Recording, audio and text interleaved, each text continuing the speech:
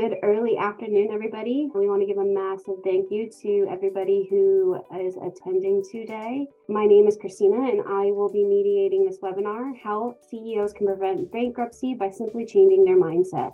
We'll be discussing common misunderstandings in the business realm of technology and what the reality is with stories and statistics. Our extremely knowledgeable group of panelists will be discussing their past experience and how they could have been prevented in the first place. So with that said, we encourage everybody here, if they do have questions, to write them down below in the chat box. We're going to answer them as soon as we can. I want to give everybody, our panelists, a chance to introduce themselves. So Jeff, do you want to start us off? Sure. Good morning, everybody, or good early afternoon. As Christina said, my name is Jeff Jackson of Summit IT Services. We've been in business for 19 years. However, my entire career has been dedicated to the study of information technology. It's fun stuff. Our mission is to reduce the frustration and complexity of using technology so that business owners can focus on their business. We believe that technology is a tool that should be used to improve the business processes and therefore the bottom line, save time, improve the bottom line.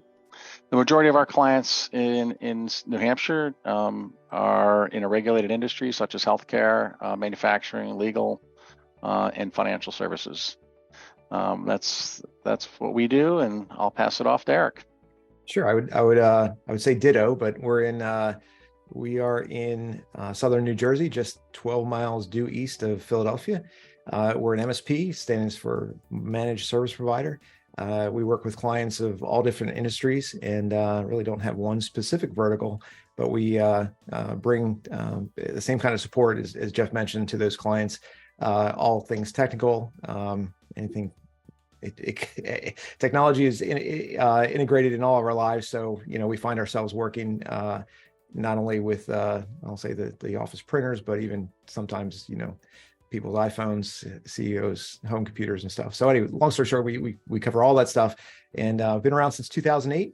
Myself personally, I got into this industry at a ComNet trade show in 1992.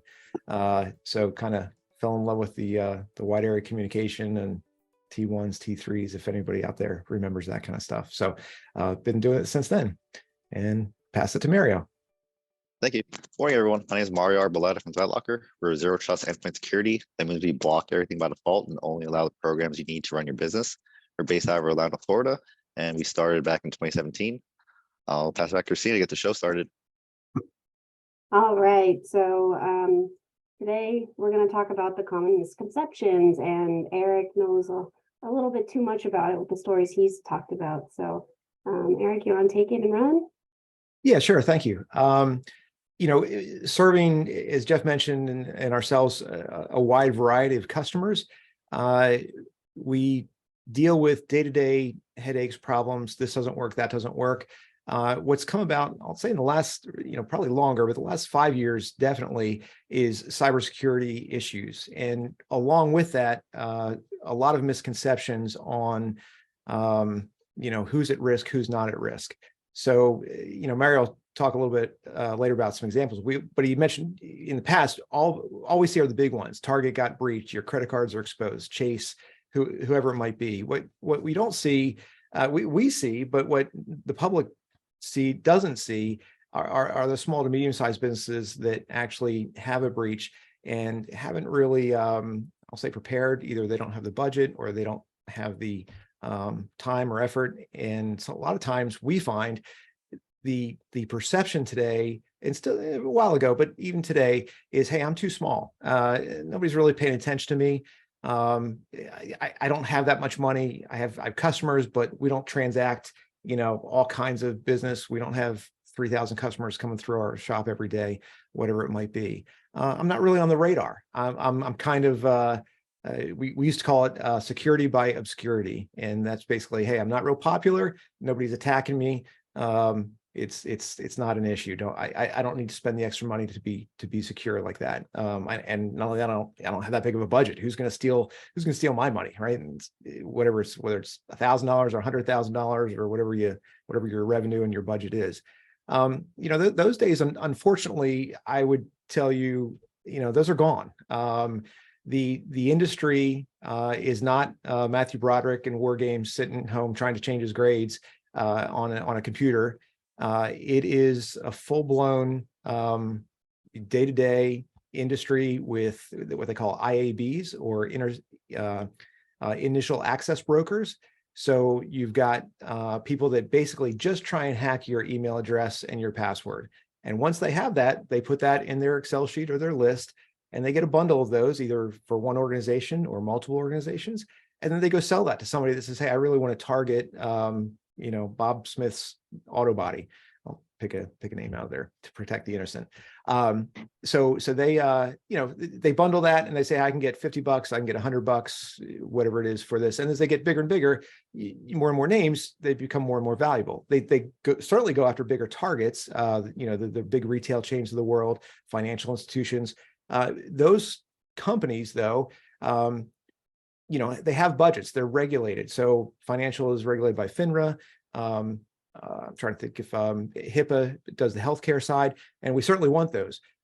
But the tool sets have matured for the hacking world, so they can blast, I'll say, they'll blast requests or information or spam filter, all these kind of tricks to get you to give away your credentials across millions of email addresses, not just a couple 100,000, not just 1,000 to one, institution, but just across the internet. And they just pick up whoever they get, whether it's your email address, your parents' email address, your kid's email address, whoever clicks on that link and passes those credentials off, it goes into a reservoir, a database, and then that database gets sold on the dark web.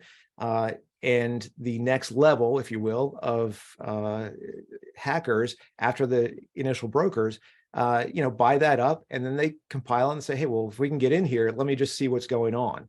So I have 4 kids myself, so I'll use, that means if their Gmail address gets exposed, somebody may be lurking in their email and watching what goes across. Well, if I send someone an email saying, hey, you know what, you need to change from your Chase card to a TD Bank card or something like that, well, that's going to set up a red flag. So now I know my child has, 2 different bank accounts. So now I'm going to start to watch for those things. Maybe I'll try and send, if I have access to the account, I'll set up a rule and I'll send a password reset to TD Bank and see if I get that back. And if I get that back, now I can change the bank account password. Well, once I get into that, you see how it goes, right? It's basically a methodology. So the person that's selling the initial access, they don't have to be the expert hacker. They just need to get into the first level, and then somebody else is going to have a skill set to get into banking or whatever it might be. If you're a corporation and that stuff gets exposed, your email address and password, you might end up exposing the company payroll, employee social security numbers. And then, worst case, where kind of all this leads from our standpoint, as a managed service company, I'll loosely use the term protector of corporate data for multiple corporations, is reputation. If my credentials, I get on my knees every night and pray, please don't let anything get hacked. But we put resources and tool sets in place so that we don't get hacked, because our reputation for our clients and then their clients is key. It really, you can't get away from today, unfortunately, if you're connected, you're going to be potentially exposed. And I would relate it to, I'll say good, there's an analogy, flying airplanes. The FAA runs the airways for us. And obviously there's been a lot of issues with the airlines and stuff. My father flew airplanes. My family's been involved with airplane stuff for a long time. And if you talk to an FAA examiner, or if you ask them, hey, how can I safely fly in a plane, or this, what's the best airline to fly or whatnot? The common answer with the FAA is don't fly. We cannot guarantee you 100%, not 99.9, 100% safety flying on an airplane. That said, we can manage the risk. So, there's the FAA and NTSB, they collect data on literally everything. So if you put a light bulb, my dad used to fly, so we used to laugh at him a bunch, but it was actually kind of fun. Now looking back, it's like, hey, this really makes sense. But he, if you had a light bulb for your dash or your instrument panel, the FAA would track how long that light bulb would last in hours. So if you bought a light bulb in 1972 and you had 1,200 hours on your plane since then from that point, and that light bulb's not been replaced, they would tell you, hey, at 1,300 hours, that light bulb's just not going to work. It's most likely going to burn out. So replace it at 1,250 hours or 1,200 or whatever it might be. So the process there is what I kind of fall back today, as an MSP, as a security focused corporation for our clients, we look at those stats, and Mario will have a couple stats in the next couple slides, but we want to know, where are these people attacking? What are they using to attack? And what do we have exposed? I'm a big fan of podcasts. I was listening to one last night that was just from a couple of days ago. It's Security Now. Steve Gibson with Gibson Research. It's he's a big name in the industry and has been around forever. He quoted there's these things called CVEs out there, and they're basically reports on vulnerabilities that are publicly exposed on the internet. So there's a CVE from 2015 that affected Windows servers with public-facing web Apache or websites from that same server. In 2015, they found a vulnerability. Millions of servers Microsoft produced a patch for it, half a year, whatever it was later, a couple months later, and advertised that out there. Hey, everybody update their servers. So I had to write this down. So that's from 2015. Today, or this week, Microsoft reports that same CVE with a vulnerability, there are 120,156 publicly facing servers that have not been patched with that vulnerability. So that's 120,000. That's 120,000, even divided in half, that's 50,000 companies, maybe with 2 servers publicly facing.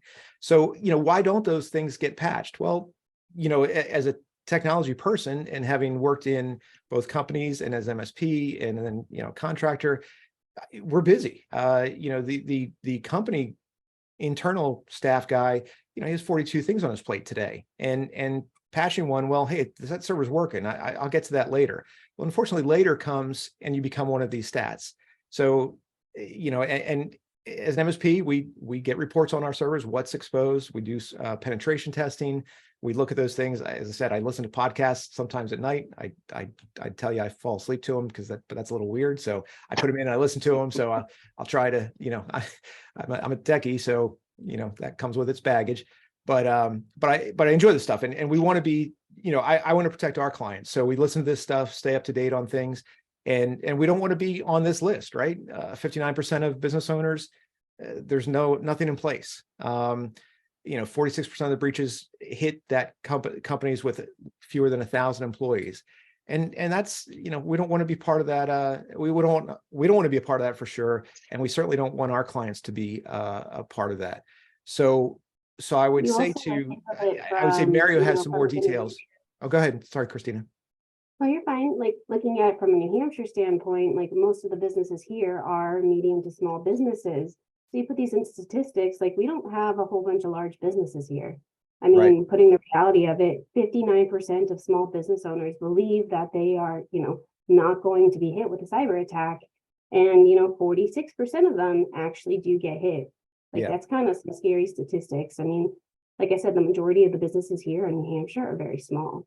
I'd assume, I don't want to assume, but same for New Jersey and, possibly Texas. There's a lot of small businesses out there, and these will put these businesses out of business, bankruptcy, basically, right? Yeah. And small then, so I was going to say, small businesses make up 80% of the economy. Yeah. So. Yeah, getting hit by cyber breach have a huge impact. Like, it's more than a coin flip chance that you'll go bankrupt after an attack, because not only your business getting hit, it's your end clients, your customers, their data is getting hit, getting exposed. There's cost of remediating, cost of possible lawsuits if sensitive data is exposed. For example, we had an insurance company a couple of years ago. They had antivirus, they had firewall, they had email filtering. The employee still clicked a malicious link from an email. That link ended up encrypting all their data, all their backups, and the threat actors, they demanded a 20K ransom, which was a really specific amount, because once they got on their system, they saw they had 20K in their bank account. The business did pay that 20K ransom, but they never gave them keys to your crypt. So our CEO, Danny, came in to help with the remediation efforts. They tried snapshots, backups, recovery from local PST files. So after a week into recovery efforts, the CEO calls our CEO asking if his business was going down with this ransomware breach. Even though they did get the data back, they unfortunately ended up going bankrupt months later. Yeah, and that's what we want to, as an MSP, and I'm sure Jeff can validate, and same thing with our clients. You know, we don't, you know, we do that penetration testing. We test our backups. We make sure the data goes through. So there's a process that we follow. You know, God forbid a breach happens, but at the same token, we're as prepared can be with our clients. So.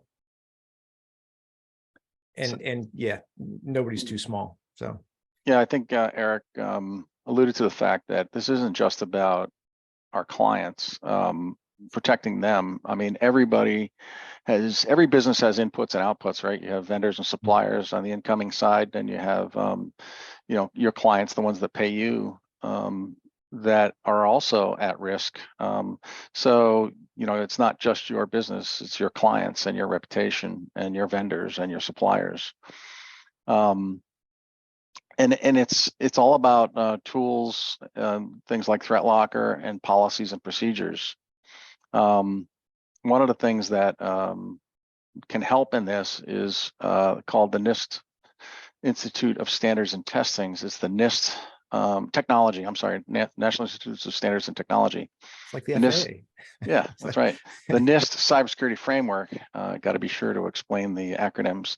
So, you know, Eric this framework was put in place many years ago, and all of the regulated environments out there, HIPAA, FINRA's for financial service industry, HIPAA's for the healthcare industry, DFARS is for defense contractors. There's things like Sarbanes-Oxley for legal professional, are all based on this framework. And the framework, I'll just talk about it briefly here. If you identify what's important and you protect it, and then you detect when it's been breached, because as many tools as you put in place, remember, this is all about reducing risk. There is no such thing as 100%, kind of like the FAA story, right? The only safe way to fly is not to fly. You need to be able to detect when an anomaly happens, and then you have to have policies and tools in place to respond, depending on the severity of the breach. And then how do you recover once you've determined that you have been hacked? You've already determined your response plan, and the response plans include things like notifying the media, calling a lawyer, letting your insurance company know, restoring from backup, figuring out where your employees are going to go to work tomorrow, letting your suppliers know the impact, letting your customers know the impact. And then how do you recover? Recovery also includes tools, policies, and procedures. So we all know about, you know, Eric mentioned, you know, the servers that have not been patched yet. If the proper identification of all the things that are at risk were identified, those servers wouldn't have remained unpatched, because we would have been notified that, hey, that server is out of date, it's got to be patched. So that's kind of, you've identified every asset, and there's a lot of them. We're not just talking about computers connected to a network. We're talking about documents, software, versioning, licensing, the whole 9 yards, users, and they're properly protected. That's kind of where we are now. The tools like ThreatLocker, where that fits in, is protection, detection, and response. It does all 3 of these. Zero Trust fits in that realm. So let's just talk about the tools a little bit. I mean, traditionally, you know, a firewall, everybody has recommended a firewall, has a firewall that blocks the bad stuff from getting in, and also the business's reputation from bad stuff getting out. If a computer inside was hacked, it's going to start sending stuff out to the internet. So the firewall does 2-way filtering. Everybody's heard of antivirus, EDR, endpoint detection and response. That's like antivirus on steroids. Once something's detected, it actually responds, like maybe cutting off the internet connection to that device so it can't do any more damage. Email threat protection, if you're using cloud-based hosted email, you need to filter that email at the cloud, and so that anything that ends up on your employee's desktop has already been had once over on filtering, and then multi-factor authentication. So and then ThreatLocker is a zero trust tool. I'll let Mario talk a little bit more about that. Jeff, can I just say something? Sure. And we're part of different peer groups and different ASCII, TMT, and some other stuff. So almost, I'll say this: if you're not working with an MSP, if you're working, doing, I don't know who's on the seminar here, but these are like the basic things. I mean, today we've had prospective clients come to us, say, hey, Comcast has given me or Fios has a firewall built in. I'm like, yeah, no, they don't. It's the cheapest contract that quote that they could get to put stuff out there for 2,000 connections. Business grade antivirus is, I mean, McAfee and Norton come on the desktop at Best Buy. They're not really business grade. EDR, certainly thing. Email threat protection. That's we use a couple different tools. All the MSPs that Jeff and I are, I'll say, associated with have I'll say what's called a security stack or a tech stack. Zero Trust, ThreatLocker being part of that, part of ours. But definitely, I would encourage everybody to make sure they've got all of these would be great, but some form of all of these as a minimum today. And it's just the nature of it's seatbelts. Like, you got to have a seatbelt. You got to have. I drove when they didn't need rear view mirrors. Well, you had a driver's side and an inside one. You didn't need the passenger side. But today, I don't think you can get a car without a rear view mirror on the passenger side. So these tools are just necessary. Sorry. Go ahead. No, that's all right. Mary, you want to tell us a little more about zero trust, what it means? Yeah, absolutely. Thanks, Shaman. So when we say zero trust, another way to look at it is the concept of least privilege, giving the least amount of privileges necessary for somebody to perform their job. For example, if you hire a developer, they'll necessarily need access to like personal information, financial details, or if you hire an accountant, they'll need access to source code. So the first step of applying this is through our application control. Because by default, ThreatLocker will block anything from running. We only allow things to run that we recognize as safe and trusted, and then we put them on an allow list. But even when we recognize them as safe and trusted, we've seen in the past where a couple cyber breaches, they use legitimate tools and weaponize them against whoever they're trying to attack. So to control what kind of damage those trusted tools can do, we have our ring fencing. What the ring fencing does, it controls what applications can communicate with one another. For example, if you allow Microsoft Word in your environment, you can ring fence it so it can't communicate with the internet or run a PowerShell script. So even if you do click on a malicious payload from Microsoft Word and tries to execute, that ring fencing is going to stop that payload from executing in its tracks. The next step on that would be through our storage control. Storage control can get really granular and control which external storage devices are allowed to connect to your network, and control who has access to what storage files.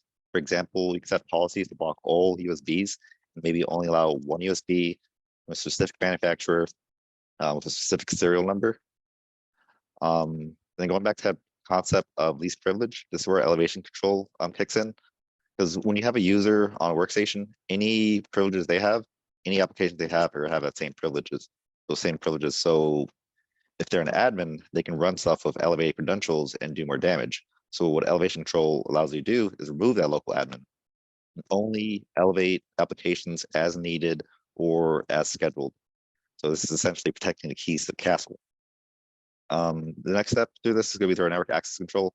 This is pretty similar to a firewall because it's going to control who's allowed on your network and what parts of the network they can access. This is pretty handy if you have users connecting to your network remotely when they're on the road, or if they're bringing their own devices and connecting to the work network. All these tools, switching over to the detection side, there's a log for all this. The unified audit is going to give you a log of who's running what, when they're running it, or whenever they request to run a new application, that's also going to be logged.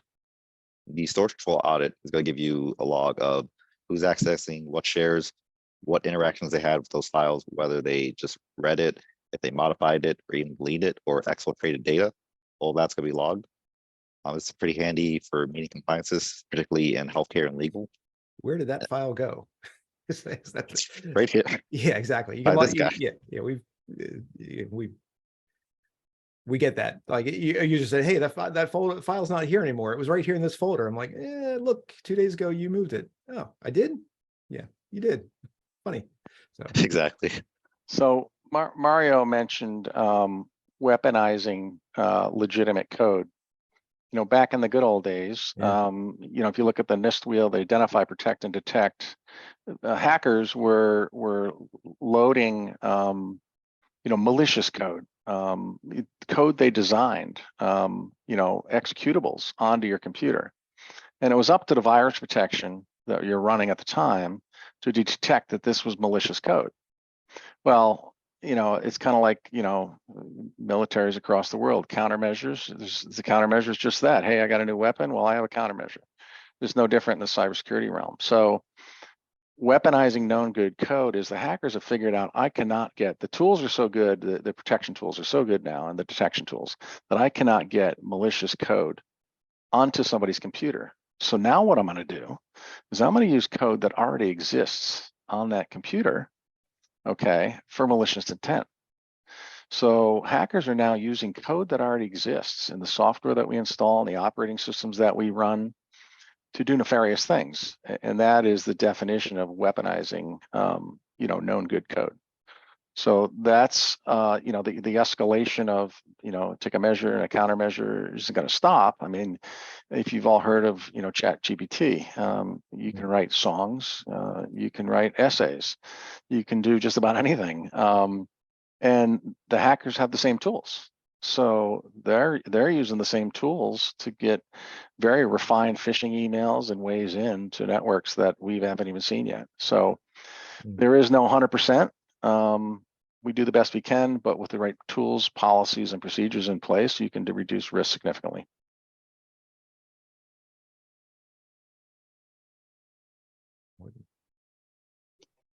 Part of you know, the old school thinking is I got virus protection, I'm good. I got a firewall, I'm good. I have, you know, antivirus on my email, I'm good. Well, you know, the detect and respond portion is who's looking at this stuff. You know, we pick tools that we put in our cybersecurity stack based on the reporting and the notification and how easy it is to get data and how quickly we get notified and, you know, how detailed the notification is. Because the tools that don't have, you know, sufficient information in them, we're spending time, precious time, and when you're looking at the, you know, when you detect something and you need to respond. So the tools we pick are tools that have good logging and good reporting. And Mario had alluded to the fact that, you know, the ThreatLocker log files, I mean, literally log everything. We had a client once that said, hey, I'm missing a file from my desktop. Normally we'd go to our backup tool and say, restore it. Here it is, we'll restore it. But we went a little bit further and said, hey, I think this is logged. And we were able to prove the day, the time, and the user that deleted the file. So it was kind of self-inflicted, but it was nice to know that we had that information at our fingertips. The other I don't know if everybody's technical on the thing. If you go to the ThreatLocker stuff, the ring fencing, like that concept, the I'll say the feature in the product, the concept of that is actually really cool. And I was trying to think of a way to analogize it to something that's not technical, right? I got one. Yeah, let me do mine first. And then, but it was what we were talking a little earlier with the, you know, the new laws coming from New Hampshire and stuff. So, you know, I give Facebook my email address, and in a ring fenced environment, Facebook would only, you know, I want them to have my email address so I can log in, but I don't want them to give it to everybody else. So, you know, ThreatLocker in a sense lets my application run, and it protects, it doesn't let, it keeps it to a specific purpose, right? Mission specific device or mission specific purpose. So when I open up Microsoft Word's not going to go out and do something malicious, or even just, hey, Eric Williams is typing a letter to, hey, the first line he typed to Trevor, his brothers. I'm going to tell somebody about that. So that's what the social media stuff is doing. You know, they're not ring fenced. They're actually selling our data in a sense, and some of those things are changing. But I feel like that's like a good analogy for what, you know, ring fencing is. when I install a program on my machine, ThreatLocker says, hey, this is what this software is supposed to do. We approve it. We like it. We're not going to let it touch PowerShell. If you don't know what PowerShell is, it's just something else that can be used damaging. If I give Facebook my email address, I don't necessarily want them to give it to SmithKline Beecham or Pfizer or whoever else. I took a trust relationship with Facebook and nothing else. Now maybe I argue to make a mistake there, but that's kind of I think that's I'll say in the news today and the media today, the passing of data, selling of data is kind of an example of that we all I think we all understand that ring fencing is actually protecting in the application world, in our world of technology, on machine servers and so forth. So Jeff, if you have a better.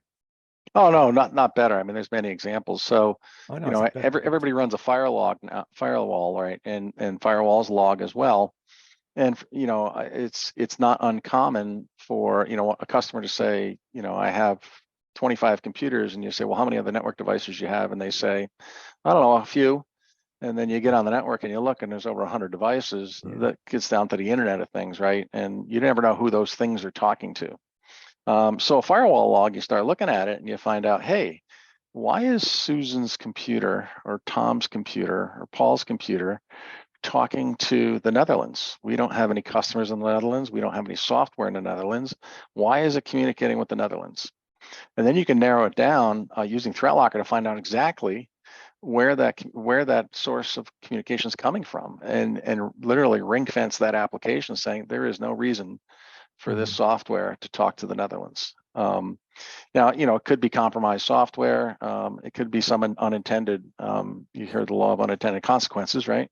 It's worldwide software. So if you live in the Netherlands, it's going to speak with the Netherlands. But when we're here in New Hampshire, it doesn't need to. So therefore, it shouldn't. And that's part of what Zero Trust and ring fencing does for us. Mm-hmm. The biggest thing is that, this is just risk reduction.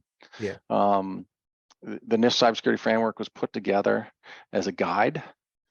And now that we have more and more cyber liability insurance companies requiring that you fill out a checklist, if you look at that checklist of things that they ask you if you have these things in place, a lot of them are tools and a lot of them are policies. It mirrors the NIST cybersecurity framework. And it's just common sense stuff. You can't just install virus protection anymore and hope that the criminals won't find you, because it's just a matter of time. Yeah, same thing. And I would say just, the radar, you can't really fly under the radar today, right? If you're in business, if you're going to have an online presence, which is, as you said, we all kind of do, in some way, shape, or form, even if it's just as simple as an email. Change your mindset of that security by obscurity. There's just no obscurity anymore. You may, talk to your IT team, your MSP, ourselves, Jeff, whoever. We can show you the tools that exist. More than likely, keep it to a reasonable budget based on, I will say the larger companies, in theory, have huge budgets to protect against these kind of things. Back in the day, those were capital expenses. So you would buy, a firewall for $40,000-$50,000, or maybe each of your stores has firewalls. Today, it's almost security by consumption, right? So all these tools that we just mentioned, they're really pay as you go. They're pay by how much you use. So there's a user license in a sense. I know a lot of people don't like that, where you get, it's I'll say the Netflix or the Amazon. You're just going to pay me a little bit every month for what you use. It's the nature of it's the way the world's kind of gone. It's bad in some ways because the bill kind of never ends, but at the same token, it's good because you're not laying that capital expense out up front, which may just be completely out of reach. So I would say change your, the push is to say, hey, a good mindset is I know I need something. I know it's got to be probably more protection or a little bit less risk than what I might have today. And how can I get there on a reasonable level? Somebody kind of show me your way. And that's, as an MSP, I'll speak for Jeff and myself.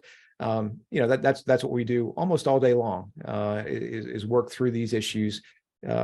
I mentioned penetration testing. We'll run a report, see what's open, what's at risk out there, and hey, here's a good stepping stone to put that, to bring that risk management back down to something acceptable. So change your mind, and if you do it, it'll protect you and your clients.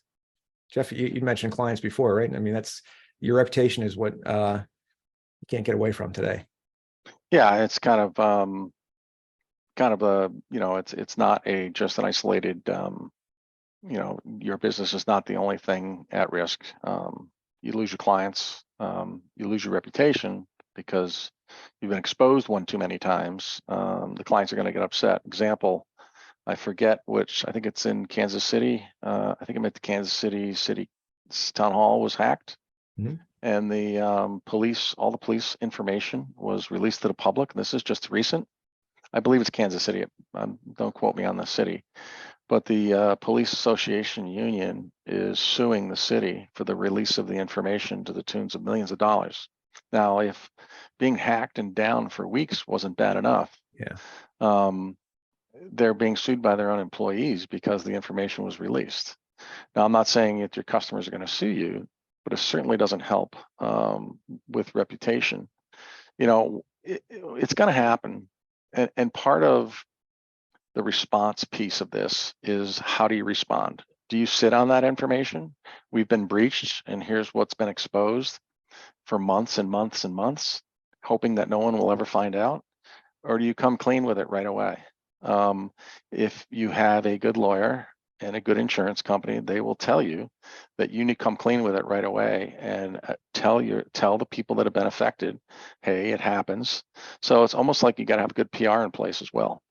That whole realizing that it's possible, it's going to happen, you can reduce the risk, but preparing for the inevitable is also part of the process.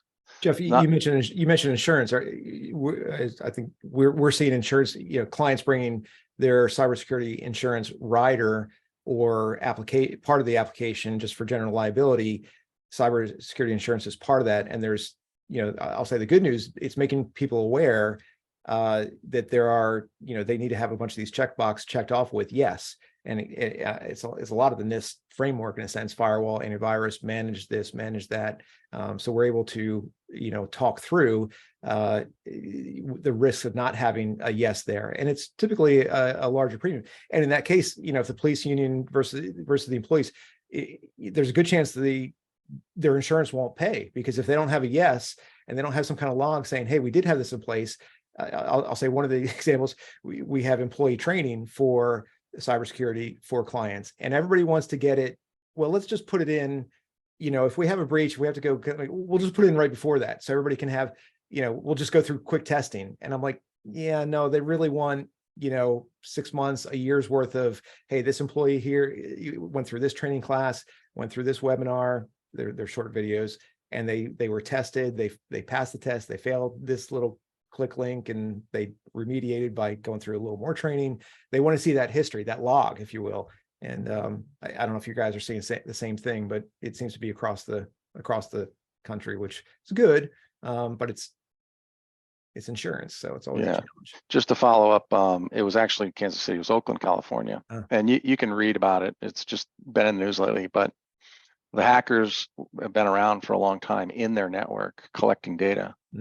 And they did one release of the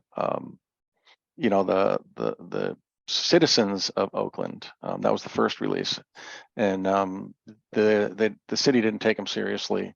So now they released. They're demanding ransom, right? Because they had backups, so they're able to restore, but they want the ransom money. So now they released all the employee data. Nice. Yeah. So this is obviously a city. Cities are easy targets.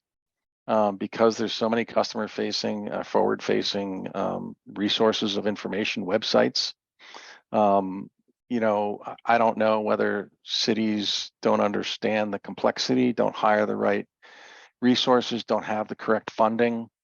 Hospitals, because of the value of the data, sometimes the target's based on the value of the data.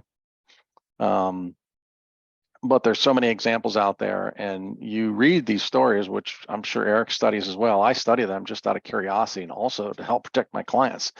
And they'll tell you what went wrong and how it went wrong. And now this is all just like it's it's food for helping our clients. It's all interesting stuff. So I got a feed on you can go into Google and say, show me these news stories, and you fine tune your feed to feed you certain stuff. And that's kind of what I look at. One of the feeds is who's been hacked and how did it happen. But I think the final thought here is changing your mindset will protect you, your business, and your clients. I think we need to put more emphasis on the client part because, once your reputation is tainted, so is your clients. So it's really important to, focus on your security so your clients can be safe. Like you said, there are just so many horror stories. We are going to have a follow-up email just kind of introducing you into a penetration test. If it's something that you or your business is interested in, we highly encourage it. We do it for free of charge, and it's for people who are attending the webinar today. So if you are interested, please reach out to our email. But we really appreciate you joining today, and we hope you have a great rest of your day. Thank you for the panelists for joining as well. Thanks, everyone. Thank you. Thanks, guys. Yep. Thanks, guys. All right. All right. Have a good one, guys. Take care, everybody. Thanks for joining us.